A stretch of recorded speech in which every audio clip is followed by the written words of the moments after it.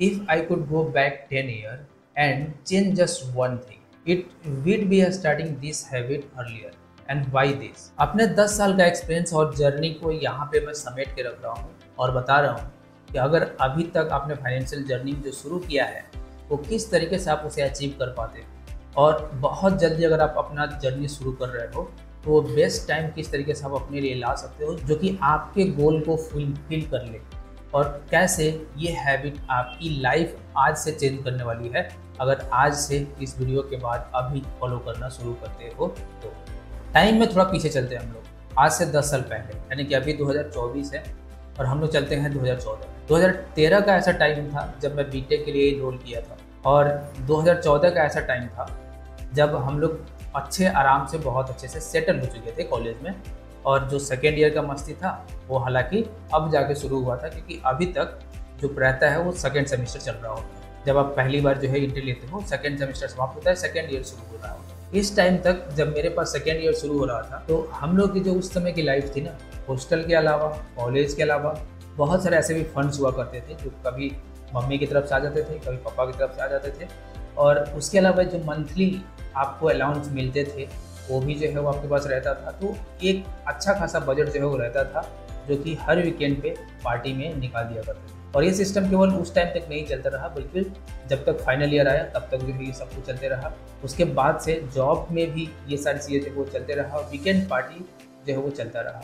और ये चीज़ें आज से 2 3 4 साल पहले, कोरोना के कुछ दिन पहले जो है ये रियलाइज होना शुरू हुआ कि मैंने क्या क्या गलतियाँ जो है वो पिछले 5 6 सालों में किया है, जो कि अपने लिए एज ए अपॉर्चुनिटी की तरह लेके आ सकता था, और वो अपॉर्चुनिटी बहुत ही बड़ा हो सकता था, या बहुत ही जल्दी जो मेरे एम्स हैं, गोल्स हैं, उससे अचीव करने में मदद कर सकता था। मेरे कॉलेज लाइफ में क्या क्या वो गलतियाँ थी, किस तरीके से उसे आप सुधार सकते हो, उसको हम लोग किसी डिटेल्स वीडियो में बात करेंगे। अगर आप सबका इसको जानने का मन हुआ तो कमेंट सेक्शन में जो है आप बता देना। लेकिन आज का वीडियो जिस टॉपिक पे है हम लोग उससे स्टिक करके रहते हैं।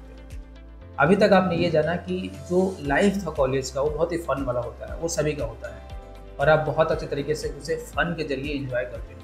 लेकिन उस लाइफ को और अच्छे से आप बेटर कैसे बना सकते थे अगर जो भी हमारे पास इनकम्स उस समय आते थे, हालांकि हम लोग कुछ अर्न तो करते नहीं थे, लेकिन जो भी जो है हमें फंड्स मिलते थे, चाहे वो पॉकेट मनी के तौर पे, चाहे अलाउंस के तौर पे, उनमें से हम लोग कुछ ना कुछ बजट जो है वो कट कर सकते थे, अपने लिए सेव कर सकते थे, एक अच्छा खासा जो गोल है उसके लिए प्रिपेयर कर सकते थे।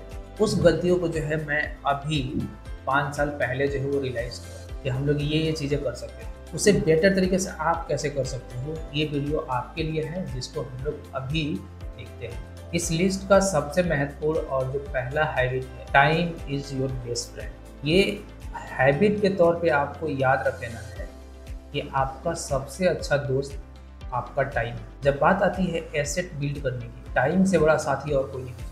आपने बहुत सारे वीडियो में ऐसा सुना होगा कि जो वॉरेन बफेट का मेजर चंक ऑफ वेल्थ है वो उनके 60-65 में जो है वो आया है, क्योंकि जितना लेट आप शुरू करोगे उतना ही पीछे रह जाओगे, और जितना जल्दी आप स्टार्ट करोगे उतना ही बड़ा चंक ऑफ वेल्थ आप बिल्ड कर पाओगे।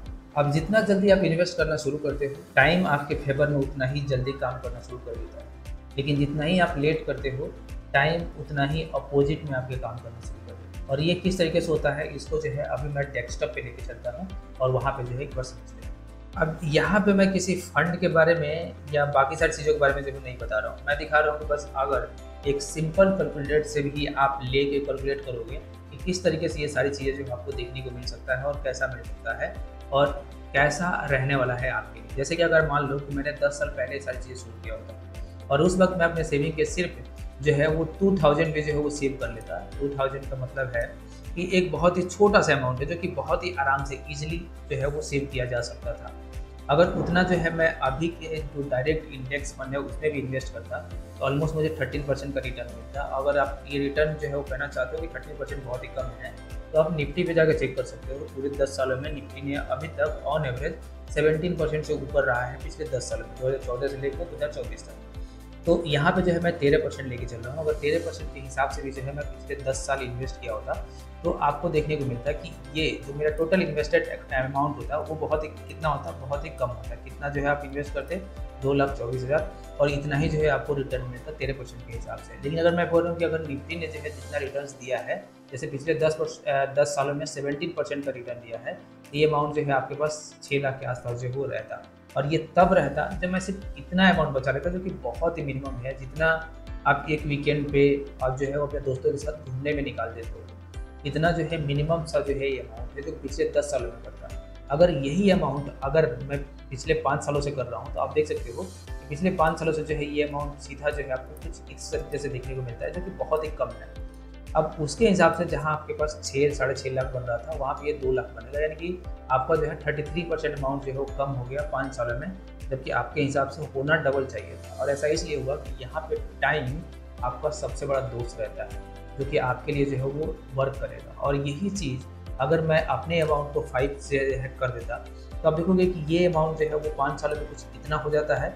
और यही मैं अगर 10 सालों तक करता, तो जो है आप देखो कि ये 15-16 लाख के आसपास जो हो रहता, जो कि ये अच्छा खासा वेल्थ रहता, जो कि आपको आगे जैसे अब सैलरी अर्न करने लगा, बाकी सारी चीज़ों से जो है इनकम आने लगा, तो वहाँ भी ये चीज़ें बहुत अच्छे से बिल्डअप कर सकते थे, और ज़्यादा इन्वेस्ट कर सकते थे, और अच्छे से इसको बिल्ड कर सकते थे। अगर हम लोग 13% ही रखते हैं, तो भी देखोगे कि एक अच्छा खासा जो है आपके पास वेल्थ जो है वो रहेगा आने वाले फ्यूचर में, अगर इस रेट से बढ़ता है।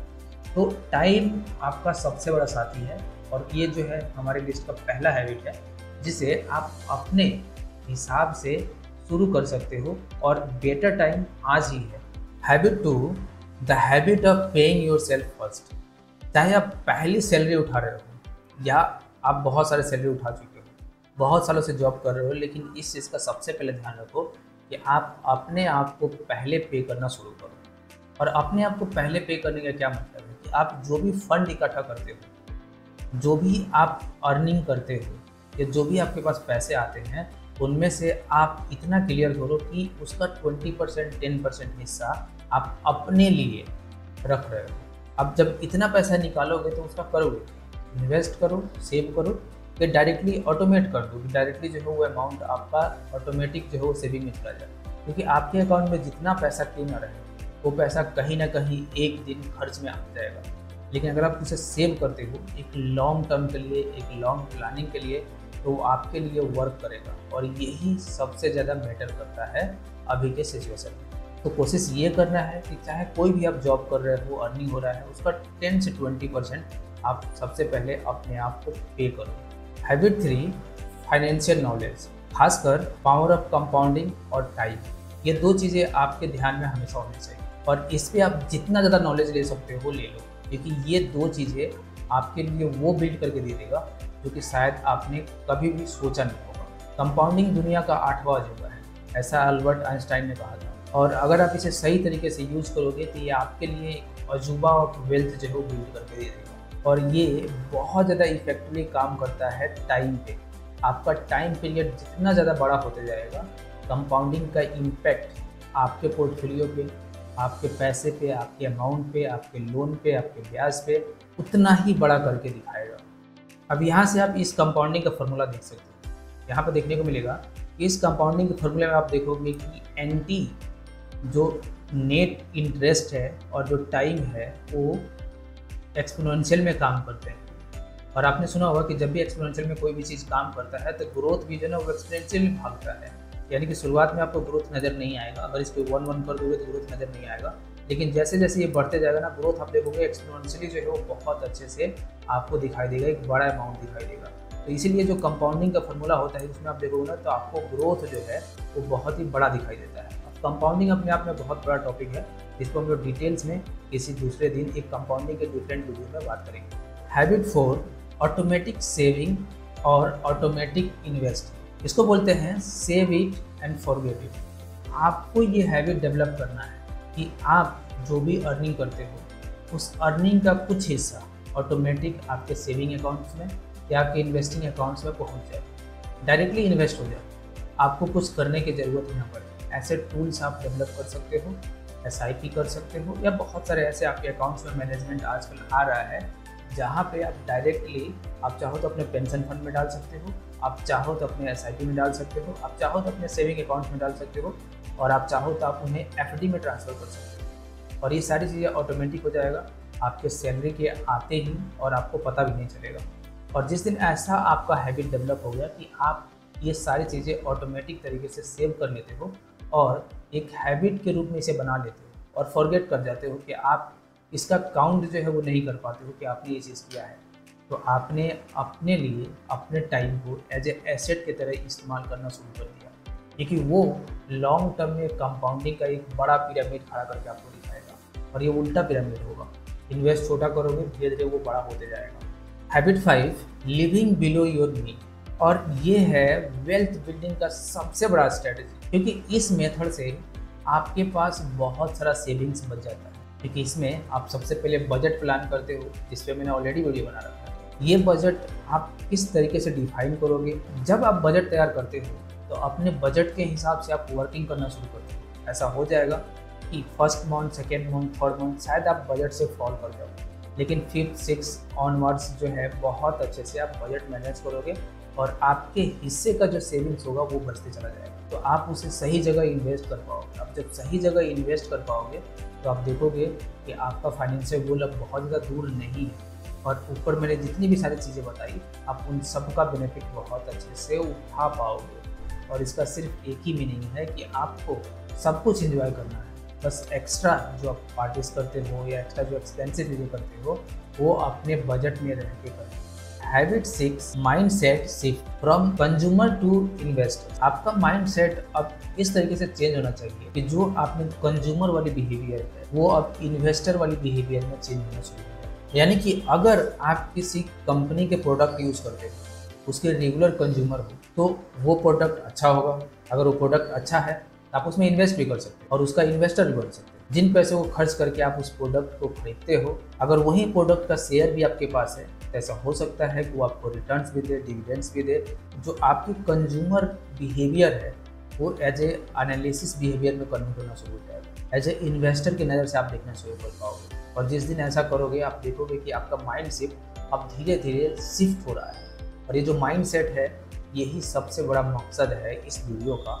Habit 7, 10 year plan. अगर मैं 10 साल पहले प्लान करता तो शायद कुछ इसी तरीके का प्लान किया हो कि आज मेरे पास ये वाला अमाउंट, इतने अमाउंट से जो है वो शुरू हो जाता और इस वाले अमाउंट में मैं कितना हर साल इंक्रीज करता, ये अलग फंडा था जो कि मैं अपने गोल के हिसाब से हर साल जैसे जैसे अर्निंग बढ़ते जाती इंक्रीज करते जाता। तो हमेशा 10 साल का प्लानिंग। अभी आपका क्या प्लानिंग है 10 सालों में, आप वीडियो के नीचे कमेंट कर पाओ। लेकिन हमेशा कोशिश करो कि आप प्लान जो है ना पहले लॉन्ग टर्म का बनाओ, फिर उसे छोटे छोटे गोल में डिस्ट्रीब्यूट करो, उसे डिवाइड करो। अगर आपने 10 साल का प्लान बनाया है, आप उसे 5 साल में ब्रेक करो, 2 प्लान हो गए।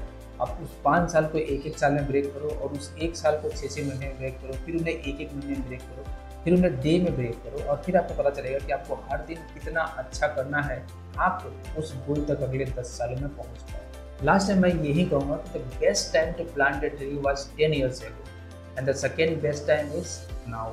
तो अगर आप सोच रहे हो कि आपको ये सारी चीज़ें प्लान करना है, अपने फाइनेंशियल हैबिट सुधारने हैं, अगले 10 साल की ये प्लानिंग, पिछले 10 साल आपने बहुत अच्छे से बर्बाद कर दिया, तो आगे 10 साल किस तरीके से बेटर बना सकते हो उस पर आज ही काम करना शुरू कर दो। And if you are in your 20s, 30s, 40s, we have developed a customized template and framework, and to reach your financial goal it's unmatchable. And you can also book one-to-one meet to explain this template and framework, how this is going to help you to achieve your goal, which can be retirement, home, child marriage, your marriage, whatever type of goal you are trying to achieve. It will be customizable to your goal and will be delivered every year to you until you reach your goal. Check out the email in the description. Also, you can message us on WhatsApp. That's it for today's video. Please like and share amongst your friends. Subscribe the channel for upcoming videos. मिलते हैं आप सभी video में, तब तक के लिए